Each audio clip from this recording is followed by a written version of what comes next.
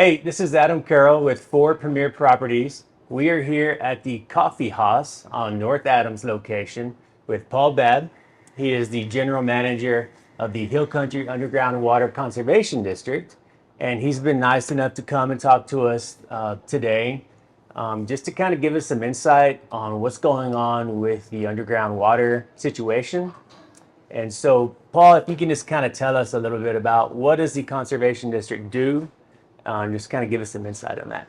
Yes, so thanks for having me. Thank you. And I always love being able to speak with people and have an audience. We're quite passionate about groundwater conservation, and what the district does is we're tasked with conserving, preserving, and managing the groundwater resources within Gillespie County.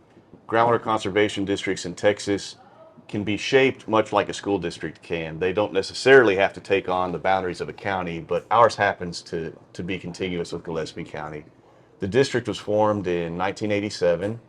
It was formed through a petition for legislation. And so the citizens of Gillespie County decided that they wanted to take that step, a very progressive step at that point in time, because there were no groundwater conservation districts in the Hill Country at that time. So we were the first in the area. Got a little lost there. Oh, it's good. Okay. So, can you tell us a little bit about rainfalls and our drought conditions, and just kind of where we are right now on water?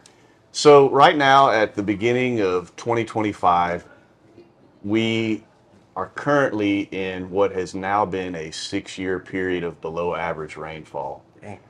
This is actually the second driest period that we have records for. Really? We have records that go back to the early 1870s, localized for this area. Wow. So it's not great. Our current drought stage is stage 4. We call that a critical drought stage. We only have one drought stage. It's actually more intense than that. When we look at drought month to month as we're gathering data, we actually have a localized drought index that the district has developed. Under that drought index currently, many drought indexes will use numbers, and it'll either be a negative number for how below normalized conditions you are, or it'll be a positive number for, say, how wet it is. Currently, we're at about a negative 3.6. Wow. So that roughly correlates to the Palmer Hydrologic Drought Index as well. And currently the Palmer Hydrologic Drought Index shows us to be in that same range. Okay. It's a larger, farther reaching method of drought calculation that's done by the federal government, but what we're seeing matches up with that. Okay. Well, one of the biggest questions that we get as realtors is, are we going to run out of water? Because there's all these people moving in and everybody's drilling water wells. So are we going to run out of water, Paul? Like, what's your assessment on what's going on with all the new wells? And So I can see as far down in the ground as you can when you're looking at any one particular well. But as far as our total volumes of water available within the aquifers, no, we're not in any danger of the aquifers running dry. Not currently. Now, someone's access to water on their property with their current well they have, that could be affected by drought. Absolutely, it can be. And also, like lack of spring flow or the capture of spring flow through overpumping, that can absolutely occur. Can especially occur during times of drought. So the base flow that the Pedernales River, Palo Alto Creek, many of the tributaries, creeks, and streams within the county, what they rely on is base flow that comes out of the aquifer. That seeps and springs that actually provide the water that you see flowing in that river. On a beautiful sunny day, the water you see going down the river, it's not rainfall that just fell yesterday or a few days ago and ran across the ground and into the river. Almost all of that water you see is actually coming out of the aquifer at some place. so the creeks and riverbeds and the flow of the rivers are affected by basically people pulling water out of the ground on these water wells. It's kind of like what you're saying. It can be. It can be. That would actually be the first impact that we would see if we were really overproducing the aquifers, is we would see a significant decline. And I will caveat it with this: under normal conditions, So right now, we definitely see declines in flow. It's almost exclusively because of the lack of rainfall. Okay. I believe the conditions would probably look very similar to what they look like today, even if none of us were here pumping. And it's just the nature of spring flow originates pretty much from out of the near top portions of the aquifer. The aquifer has to be almost completely full in most cases for you to have significant volumes of spring flow. And so when you don't have rain over a 6-year period or much below average, it begins to affect the total volumes of storage. Interesting. So are there multiple aquifers here around Fredericksburg Yes. people pull water Yes. from? So the city of Fredericksburg, it gets almost all of its water exclusively from the Ellenberger aquifer. Ellenberger. That's a dolomite aquifer that has, I'm going to get a little nerdy here, Yeah, but it's good. important because people can understand it. So there's primary porosity, and that would be the idea of you see a sponge and the holes that are in it, the water that it holds. And then there's a secondary porosity. That would be like if the sponge was solid, you broke it up though, and in the cracks and in places where you broke it up, that's where the water was at, in between the sponge. So the Ellenberger is similar. Honestly, some of this limestone on the wall may be Ellenberger limestone. You can see it's really solid, and that's not going to hold a whole lot of water. But if you have a big crack or a fracture in it and the water begins to flow through that, it creates what is called a solutional void, and it's a cave. So Okay. you get caves and you get just large cracks in the ground and things like that. That's where the water's stored, and it's very difficult to ascertain the total aquifer properties over a large area because it's.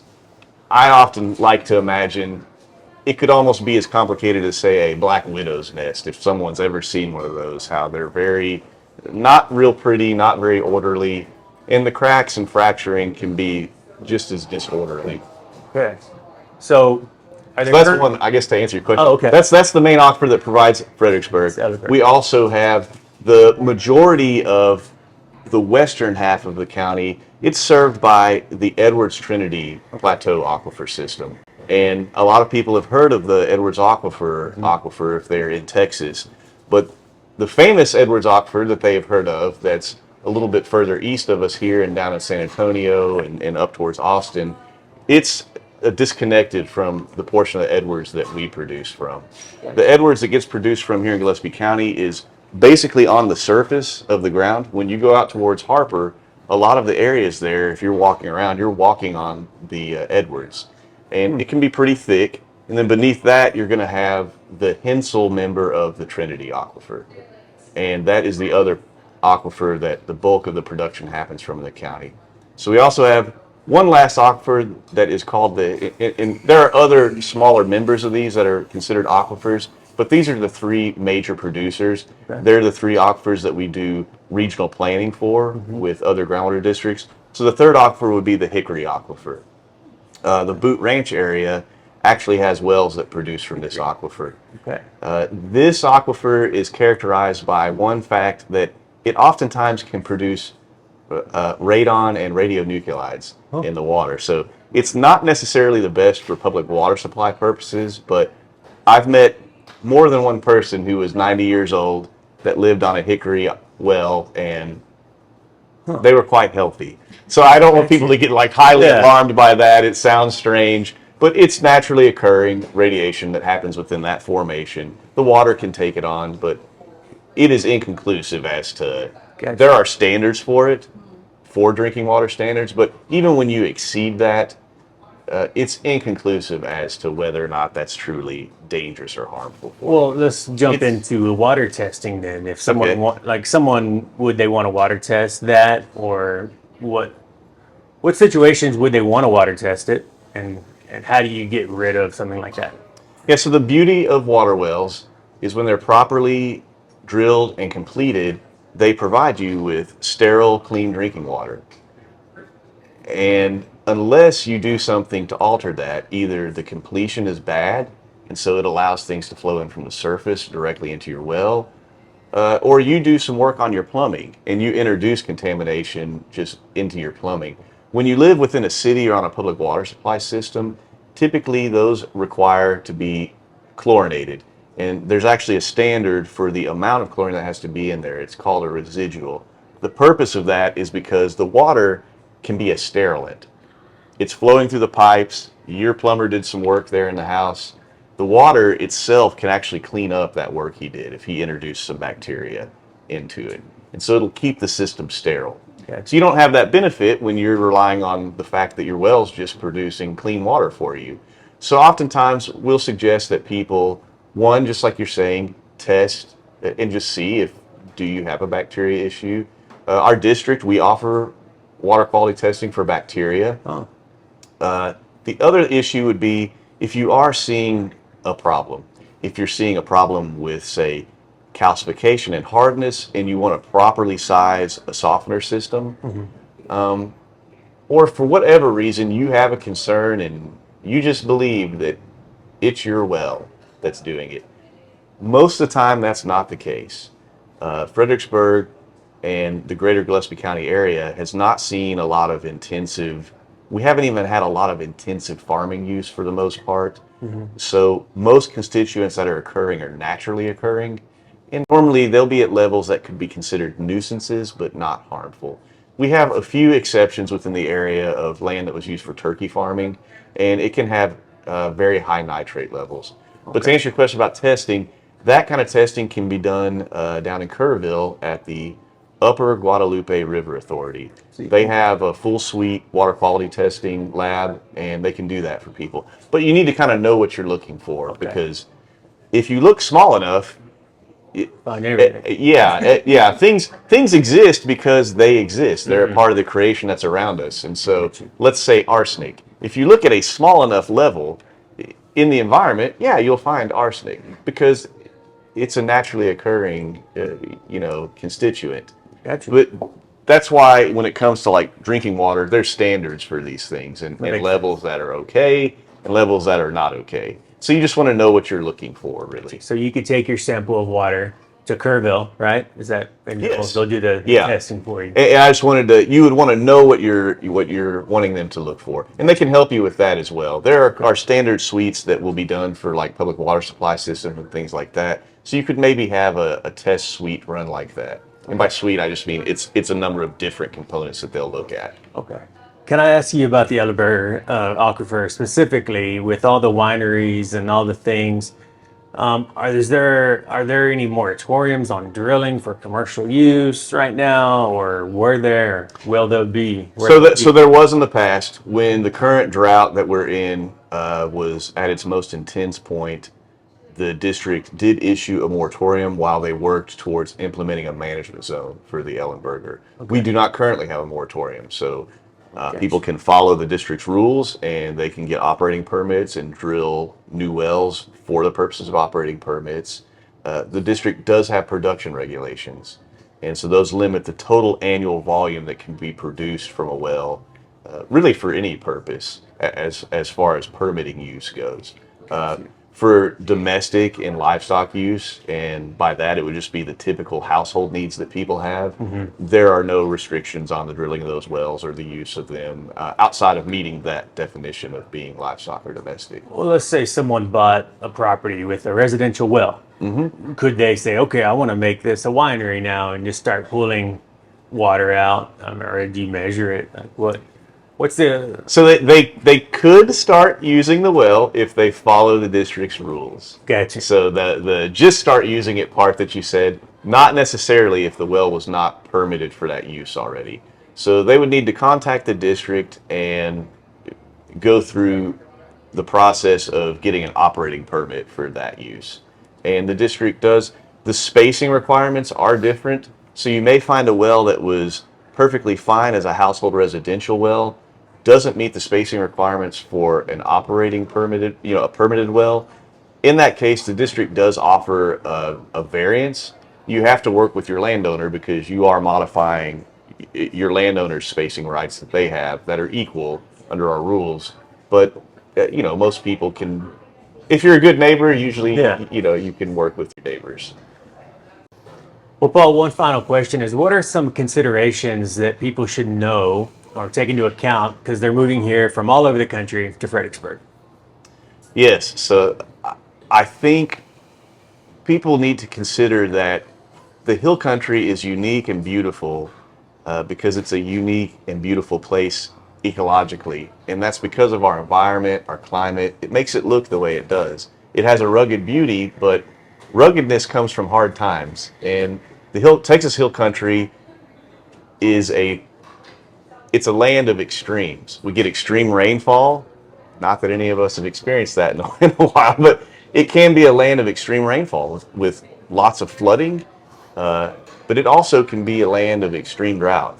So we can have a long periods of time where we get very little rainfall. And that's why you see a beautiful landscape full of large oak trees with cactus right next to them. And that kind of paints the picture of what the climate can be like here. One thing I see is a lot of people will come here from areas that receive a lot more rainfall, and they're used to seeing surface water all around them.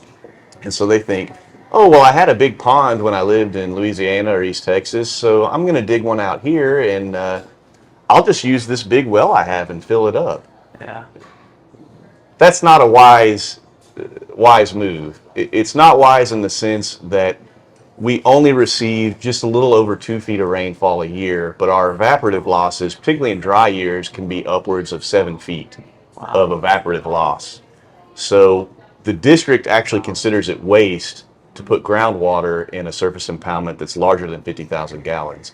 And the board of directors has chosen to any surface impoundment. So if you even build a large swimming pool, it's not that you can't have it or you can't fill it up with some water. You can't fill it up with your well and with groundwater.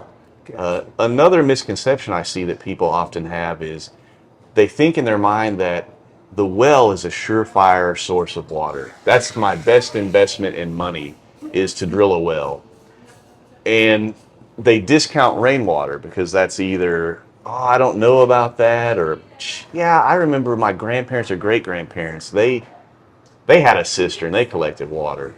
You know, that sounds gross, or I think we've moved on, things are better than that now. The truth of the matter is, when you drill a well, the only guarantee you have is that you're going to have a hole in the ground. How much water it will produce, whether it will produce water, and how long it will produce water, you don't know. There's a lot of assumptions you can make that are good assumptions, that having a good driller drill one in an area known to produce good water, probably it is going to meet your needs and do all those things that you assume are guaranteed, but they're not guaranteed. A rainwater collection system is actually I think it's the safest investment to have a reliable source of water. The only variable to it is when will it rain. It does rain here. It rains very reliably. So the question would just be designing the system so it can go for however long of a period you think you'll have where it doesn't rain for. All the other variables you can pretty much engineer out. Someone can figure that out on paper before you even build the system, and it can meet your needs. The only needs really that a rainwater collection system can't economically viably meet would be if you have large irrigation demands or very intensive water use, which irrigation is the most intense water use normally. So for all other normalized water demands that people have, either with business or household use, or frankly even livestock, if you designed a system properly with, say, a barn or something, you can meet those needs with rainwater collection. And it has the added benefit of the water is almost completely pure. So you don't have any of the calcium, you don't have odor issues. The bacteria issue with them is very easy to deal with because the water otherwise is very clean. So it is a reliable source of water that I always try to tell people. The main thing is I just want people to be comfortable with it. People can choose for themselves which source of water they would like the best, but I think often that misconception of the well is the more reliable source of water it's just not true. Okay. So. Wow, that's good information. I appreciate you just giving us that insight for everybody watching. And so I appreciate you coming and meeting us, Paul, and thank you very much. Yeah, and I would like to encourage anyone that has more questions, please contact our district office. We would be happy to speak with you about any particular details of a piece of property you were looking at or a question you have about your own water usage. So just want myself, and then Margaret Ratliff is our assistant general manager. Yeah, Margaret's awesome. And exactly, everyone. everyone locally knows her, and so if you were to move here or you already live here and you haven't met her, I would highly suggest just coming by the office, and we'd love to meet you. Okay. Well, thank you. Yes, sir. Thank you. Okay, thank you for watching. So this is Adam Carroll with 4 Premier Properties. And if you have any questions, you can reach out to me at 830-307-8679 or my website at adamccarroll.com. Thank you.